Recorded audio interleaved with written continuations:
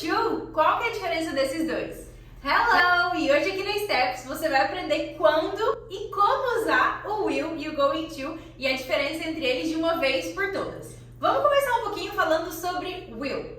Will vai ser usado para futuro, assim como going to, mas ele é simplesmente sobre coisas que você decide instantaneamente. Ou então, planos que você tem para o futuro, mas que você não planejou e nem nada do tipo. Ou então, para quando você prevê algo, mas não vê evidência. Vamos ver alguns exemplos aqui. I will do the dishes. Eu vou lavar a louça. Então, a primeira coisa que a gente tem que entender é que o will ele vai ser como se fosse vai, vou, vamos, vão. E ele sempre vai ser seguido de um verbo na forma base. Então, I will do the dishes. Eu vou lavar a louça. Acabei de decidir. She won't believe you. Won't é simplesmente a junção de will mais not. Então, won't é a forma negativa do will. Nessa frase significa ela não vai acreditar em você. She won't believe you. E aqui a gente vê que é um machismo. Ela não vai acreditar em você. Eu tô achando que ela não vai acreditar em você. Então, por isso a gente usa o will. E no último exemplo, a gente tem uma pergunta e a gente já vê que vai ter inversão de posição por ser uma pergunta. Então, a gente começa falando will they go to the party? Eles vão pra festa? Então, eu tô perguntando se eles vão pra festa, mas sem planejar e nem nada do tipo. Eu só quero saber se eles vão ou não, se eles decidiram ir ou não. E agora, então, o going to vai ser usado para coisas que você planeja com mais tempo. Então, não é uma decisão instantânea de forma nenhuma. Ou então, quando você prevê algo, mas você tem evidência de que aquilo vai acontecer. Então, por exemplo, se você está falando de uma coisa mais concreta que precisa de planejamento, você vai usar o going to.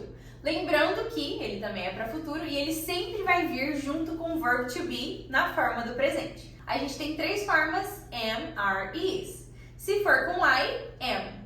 You, we e they, are. He, she e it, is. Vamos para o nosso primeiro exemplo. I am going to travel next month.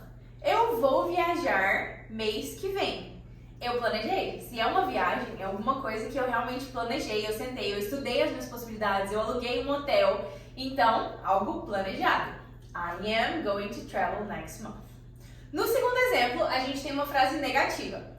He isn't going to get married. Ele não vai se casar. Então, é algo concreto. Não que você simplesmente acha que ele não vai se casar. Mas provavelmente ele pode ter passado por uma desilusão amorosa e decidiu que ele nunca vai casar. Então, he isn't going to get married. Não, ele não vai casar. E no último, a gente tem uma pergunta. Então, a gente já vê a inversão de posição, que começa com Are you going to rent a car? Você vai alugar um carro? Então, no seu planejamento, você decidiu que você vai alugar um carro?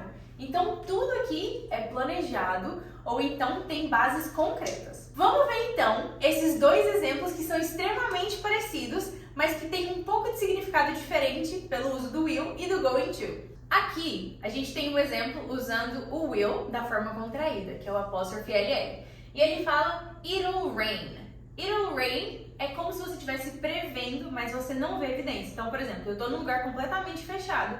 Aí você fala, eu acho que vai chover. I think it will rain. Agora, aqui no going to, a gente tem a mesma frase, só que agora usando going to. Então, it's going to rain. Aqui você já tá vendo a evidência. Você já olhou pela janela, viu que o céu tá preto, cheio de nuvem e você sabe que vai chover. Então, it's going to rain.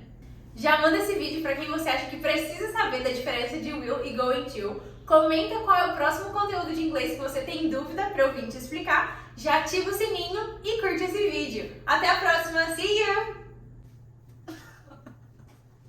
Se inscreve no canal.